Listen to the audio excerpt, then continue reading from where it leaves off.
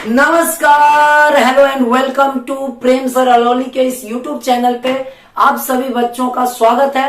आज हम लोग जानेंगे कोई भी तत्व यानी कि एलिमेंट आयन से कैसे अलग होता है या आयन होता क्या है, कब वो कैटायन में बदल जाता है, कब वो एनायन में बदल जाता है और क्यों एनोड और कैथोड कैटायन और एनायन से आवेश के सेंस में बहुत अलग होता है और आपको कंफ्यूज करता है। यानी कि हम लोग 4 शब्दों को आज ध्यान पूर्वक समझेंगे कि क्या होता है कैटायन, क्या होता है एनायन और साथ में कैथोड, कैथोड और फिर एनोड को समझेंगे। एनोड को समझेंगे। ये चारों वर्ड आपके लिए केमिस्ट्री में बहुत महत्वपूर्ण है। इससे पहले कि क्लास शुरू किया जाए, हम लोग जानते हैं इस दुनिया का जितना भी पदार्थ है सबका सब बना हुआ है तत्व से। इस दुनिया में 118 तत्व है। अब सभी तत्व, कुछ नोबेल गैसेस को छोड़ दिया जाए, यानी कि कहा जाए ऑक्सीलिया गैसेस को छोड़ दिया जाए, तो अस्थायी रूप में नहीं होते हैं। क्यों नहीं होते हैं?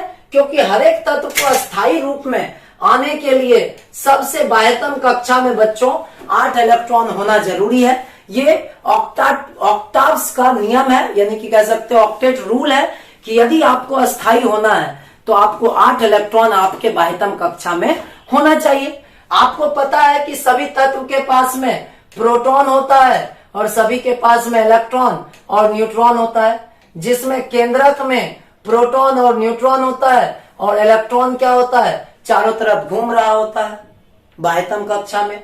अब बाह्यतम कक्षा में 8 इलेक्ट्रॉन होना जरूरी है, लेकिन क्या आप ये गारंटी, कोई भी हम गारंटी ले सकते हैं कि सबके बाह्यतम कक्षा में 8 इलेक्ट्रॉन होगा ही? ऐसा नहीं हो सकता है, क्योंकि किसी का बाह्यतम कक्षा में 1 हो सकता है, किसी के बाह्यतम कक्षा में इलेक्ट्रॉन का संख्या 2 हो सकता है, किसी में 3 हो सकता है। उससे पहले वाले में शायद 8 मौजूद हो, तो इसके लिए 2, 3 या 1 इलेक्ट्रॉन को ये लूज करेगा। यहीं से सारा कहानी शुरू होता है। जब कोई अपना इलेक्ट्रॉन लूज करना चाहेगा, क्यों लूज करना चाहेगा? क्योंकि अपने को अस्थायित्व प्रदान करना है।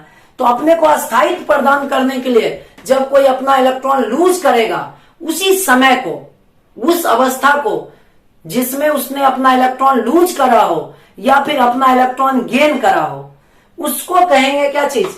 आयन। यानी कि आयन का डेफिनेशन देखा जाए तो आयन क्या होता है, इस बात को यदि हम समझना चाहें तो आयन के बारे में कहा जा सकता है कि आयन तत्व का वह अवस्था है। क्या है? तत्व का वह अवस्था है, वह स्टेट है, वह स्टेट है जिसमें वो अपना इलेक्ट्रॉन को या तो गेन कर रहा होगा या फिर लूज कर रहा होगा। बात समझ में आ रहा है? जब कोई एलिमेंट अपने इलेक्ट्रॉन को लूज किया हो या गेन किया हो, उस अवस्था को आयन कहेंगे। और उस अवस्था में जब एलिमेंट को स्टडी करते हैं तो उसको आयोनिक स्टेट कहते हैं, जो आपको 11th क्लास में बहुत डिटेल में पढ़ना रहेगा। लेकिन यहाँ पे समझते हैं तत्व के एक अवस्था है। आयोनिक होना एक क्या है? अवस्था है। जैसे पदार्थ 3 अवस्था में होते हैं, ठोस, द्रव, गैस। ऐसे ही पदार्थ तत्व हो सकता है अपने आयनिक अवस्था में आए।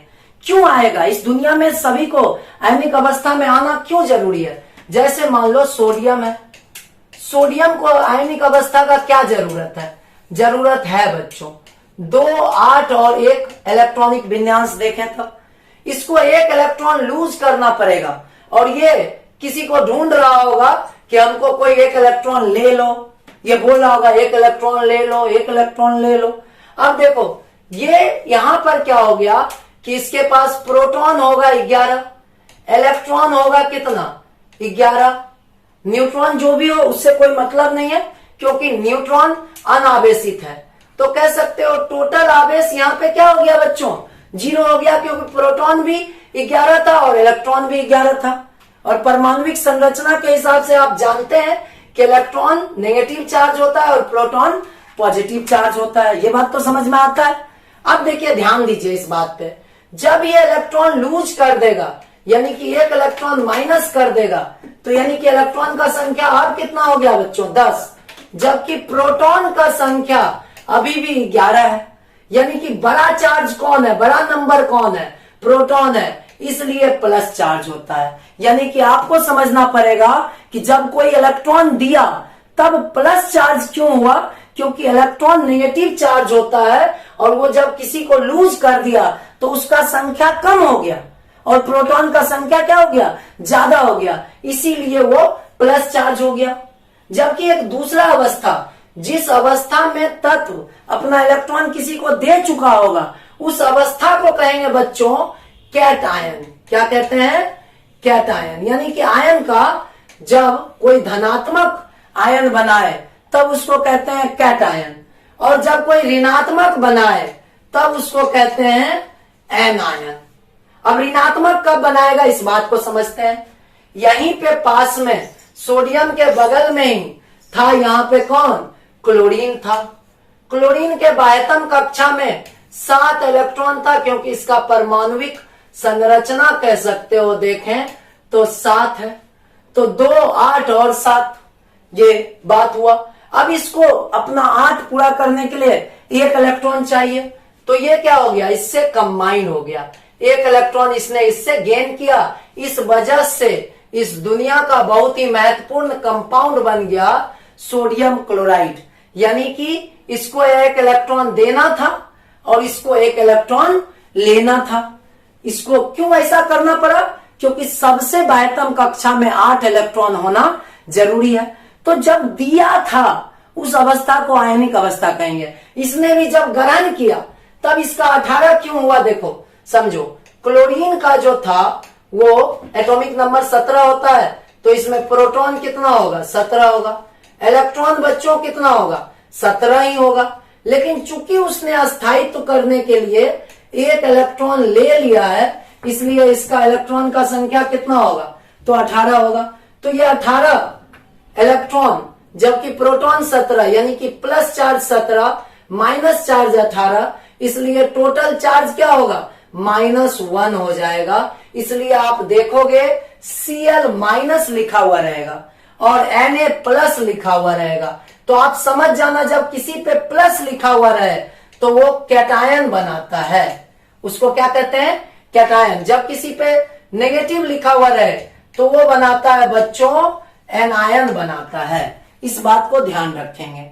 यानी कि जब आपको किसी भी तत्व के ऊपर प्लस चार्ज दिख जाए, चाहे वो कैल्शियम का प्लस चार्ज हो Ca++, या फिर एल्युमिनियम पर Ca+3 दिखे या 3+ दिखे, या फिर Al पर प्लस दिखे, तो आप समझ जाइए कि वो कैटायन बनाया। इससे ये भी पता चलता है कि जितना धातु होता है वो अपना इलेक्ट्रॉन डोनेट करता है, और जब कोई अपना इलेक्ट्रॉन डोनेट करेगा तब बन जाएगा क्या चीज, कैटायन बनेगा। और जब कोई गेन करेगा तब बन जाएगा क्या चीज, एनायन बनेगा। यानी कि जितना भी अधातु होगा, यानी कि कह सकते हो जितना भी अधातु होगा, ये सब का सब एनायन बनाएगा, और जितना भी धातु होगा सब का सब कैटायन बनाएगा। धातु और अधातु के बीच में अंतर समझ में आ गया। धातु कैटायन बनाता है जबकि अधातु एनायन। कोई भी कैटायन कब बनाएगा, जब इलेक्ट्रॉन को लूज करेगा, और कोई भी एनायन कब बनाएगा, जब इलेक्ट्रॉन को गेन करेगा, यानी कि हासिल करेगा। तो ये उम्मीद करते हैं कि आप यहाँ पे बातों को समझ पाए, कैटायन एनायन क्या होता है। अब जानते हैं कि कैथोड और एनोड कैसे कैटायन और एनायन से अलग है, इस बात को समझते हैं। देखो कंफ्यूजन कहां पे होता है, ये है इलेक्ट्रोलाइसिस का, जिसको वोल्टमीटर या वोल्टामीटर आप कहते हो। इसके अंदर, इस पात्र के अंदर विद्युत विच्छेदन की प्रक्रिया करवाई जाती है, और जब करवाई जाती है विद्युत विच्छेदन की प्रक्रिया, तो इसके अंदर एक सेल डाला जाता है। क्या डाला जाता है बच्चों, सेल को यूज किया जाता है। इसके अंदर एक पॉजिटिव चार्ज होता है और एक नेगेटिव। तो इसका एक इलेक्ट्रोड को, पहले ये समझ लो इलेक्ट्रोड क्या होता है। तो जो वोल्ट मीटर के अंदर विद्युत विच्छेदन के लिए कार्बन रॉड का उपयोग किया जाता है, उसको इलेक्ट्रोड कहते हैं। जिस इलेक्ट्रोड को आप पॉजिटिव टर्मिनल के साथ में जोड़ेंगे और एक इलेक्ट्रोड को आप नेगेटिव टर्मिनल से जोड़ेंगे, ये बात याद रखेंगे। ये थोड़ा सा आप यहां पे क्या कहते हो, कैटायन प्लस चार्ज होता है, और एनायन क्या होता है बच्चों, माइनस चार्ज होता है। पिछले क्लास से आप समझ चुके हो इस बात को कि क्या होता है, ये प्लस चार्ज होता है और कुछ क्या होता है, माइनस चार्ज होता है। इस चीज को आपको ध्यान रखना पड़ेगा। अब देखिए माइनस चार्ज होता है एनायन। अब थोड़ा सा यहां पे देखेंगे, जब इसको प्लस चार्ज से जोड़े किसी इलेक्ट्रोड को तो ये बन गया क्या चीज, ये बन गया बच्चों एनोड बन गया। यहीं पर आप कंफ्यूज हो जाते हो। क्यों होते हो? क्योंकि प्लस चार्ज तो आप कैटायन मान लिए थे, लेकिन बैटरी का जब प्लस चार्ज से जोड़ा इलेक्ट्रोड को तब ये बन गया एनोड। और एनोड पर आके कौन जमा होगा, अंदर अंदर बच्चों ये क्या है, अंदर से ये क्या है, अंदर से जुड़ा हुआ क्या है, प्लस चार्ज है। अब इसके बाहर बाहर आके जमा क्या होगा, माइनस चार्ज होगा। होगा कि नहीं होगा बता दो? बिल्कुल होगा, क्योंकि समान आवेश जो होता है विकर्षित करता है, यानी कि कह सकते हो दूर करता है, रिपल्सन होता है। जबकि असमान चार्ज के बीच में, असमान आवेश के बीच में आकर्षण होता है। असमान आवेश के बीच में आकर्षण होता है, तो असमान आवेश हुआ, बाहर माइनस। अब बताओ एनोड पर कौन जुड़ेगा, तो एन आयन जुड़ेगा। क्यों जुड़ेगा? क्योंकि वो माइनस चार्ज होता है, क्योंकि वो इलेक्ट्रॉन को गेन करने से बना है। यानी कि एनोड पर कौन जुड़ेगा, तो एनोड पर अधातु आकर के जुड़ना चाहेगा। यानी कि बैटरी का जो पॉजिटिव टर्मिनल से जोड़ेंगे, धन ध्रुव से जोड़ेंगे, वो होगा एनोड, और जिसको ऋण ध्रुव से जोड़ेंगे वो होगा बच्चों कैथोड होगा। क्या होगा? कैथोड। और कैथोड अंदर अंदर कैसा है बच्चों? नेगेटिव है। अंदर से क्या ऐसा है? नेगेटिव है। और बाहर इसके तरफ आके कौन जुड़ना चाहेगा? पॉजिटिव आके जुड़ना चाहेगा इससे। और जब पॉजिटिव आके जुड़ना चाहेगा तो ध्यान दो, ये पॉजिटिव कौन है? कैटायन है। यानी कि कैटायन जुड़ेगा कहां पर? कैथोड में जुड़ेगा। कैटायन कहां जुड़ेगा? कैथोड में। और एनायन कहां जुड़ेगा? एनोड में। अब समझो कि यहां पे जब सोडियम क्लोराइड को विद्युत विच्छेदन करवाओगे तो सोडियम एक तरह का क्या है? धातु है, मेटल है। मेटल है तो प्लस चार्ज होगा। प्लस चार्ज हो है तो कहां जुड़ेगा? तो प्लस चार्ज है बच्चों, तब ये जुड़ेगा कहां पर? ये बिल्कुल नेगेटिव वाले पे जुड़ेगा, यानी कि कैथोड पर आके जमा होगा सोडियम। जबकि कह सकते हो एन आयन यानी कि नॉन मेटल यानी कि क्लोरीन जुड़ना चाहेगा कहां पर? एनोड पर। तो उम्मीद करते हैं कि यहां पर चीजें क्लियर हो पाया होगा। जब आप बैटरी के पॉजिटिव टर्मिनल से किसी को जोड़ोगे तो वो क्या होगा? Anion. क्या होगा? एनोड। और एनोड पर इसी से याद रखोगे, एनोड पर हमेशा एनायन जुड़ेगा और कैथोड पर हमेशा कैटायन जुड़ेगा। बात समझ में आ रहा है? एनोड और एनायन, कैथोड और कैटायन। जबकि कैटायन चूंकि पॉजिटिव चार्ज होता है तो वो जुड़ना कहां चाहेगा? नेगेटिव पार्ट में। और कह सकते हो ये जो कैथोड है, ये कैथोड अपने अंदर से नेगेटिव होता है, लेकिन बाहर से जोड़ता किसको है? अपने ऊपर जमा किसको करता है? कैटायन को करता है, क्योंकि वो पॉजिटिव चार्ज होता है। तो उम्मीद करते हैं कि कैथोड, एनोड और कह सकते हो ये चार टर्म आपका क्लियर हो गया। आयन किसे कहेंगे बच्चों? तो जब एलिमेंट अपना इलेक्ट्रॉन को गेन किया हो, लूज किया हो, उस अवस्था को आयन कहेंगे। कैटायन किसको कहेंगे? तो जब कोई इलेक्ट्रॉन को लूज किया हो तो उस अवस्था को कैटायन, जब कोई इलेक्ट्रॉन को गेन किया हो तो एनायन। हालांकि कैथोड जब बैटरी के नेगेटिव टर्मिनल से जुड़ता हो तब उसको, और कोई पॉजिटिव टर्मिनल से जुड़ता हो तब एनोड। एनोड पर आके हमेशा जमा होगा कौन? तो एनायन जमा होगा। एनोड पर आके कौन जमा होगा? एनायन। और कैथोड पे आके जमा कौन होगा? कैटायन जमा होगा। क्या सब बातें समझ में आ चुका है? उम्मीद करते हैं आपको जरूर समझ में आया होगा। और आगे कल हम लोग किसी और टॉपिक के साथ आएंगे जो आपको कंफ्यूजन क्रिएट करता है। आपके क्लासेस में, ऑफलाइन क्लासेस या ऑनलाइन के कमेंट सेक्शन में जो भी कंफ्यूजन वाले पॉइंट्स आप डालते हो, उस पॉइंट्स को हम यहाँ पे एक्सप्लेन करते हैं। आपको भी किसी भी टॉपिक पे कंफ्यूजन हो तो कमेंट सेक्शन में लिखो, अगले दिन उससे रिगार्डिंग वीडियोस आपको मिल जाएगा। Thank you. आई होप आप सभी बेहतर तरीके से पढ़ेंगे और इस कैटायन, एनायन और कैथोड और एनोड के वे से बाहर आएंगे।